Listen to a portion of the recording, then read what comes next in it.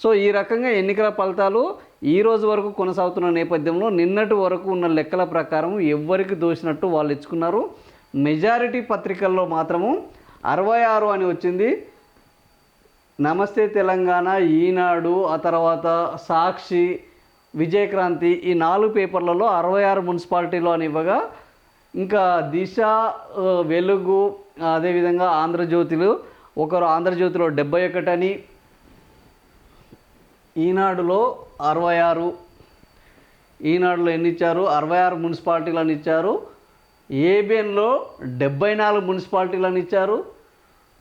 సాక్షిలో కూడా 66 అని ఇచ్చినట్టున్నారు, 66 మున్సిపాలిటీలు ఇచ్చారు.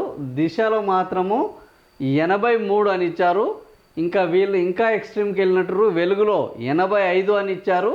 విజయక్రాంతిలో 66, ఇందులో కూడా ఎంత ఇచ్చారు 66, ఇందులో కూడా 66. సో పత్రికలు ఎలక్షన్ కమిషన్ ఇచ్చిన లెక్కలను కూడా పత్రికలు ఎవరికి దోసినట్టు వాళ్ళు ఇస్తున్నారు. ఓవరాల్గా ఒక్కరు ఒక రకంగా ఇవ్వట్లేదు. ప్రస్తుతానికి 66 అని చెప్తున్న పత్రికలు ఎక్కువగా ఉన్నాయి. ఒకటి నమస్తే తెలంగాణ, ఈనాడు, సాక్షి, అదేవిధంగా విజయక్రాంతి.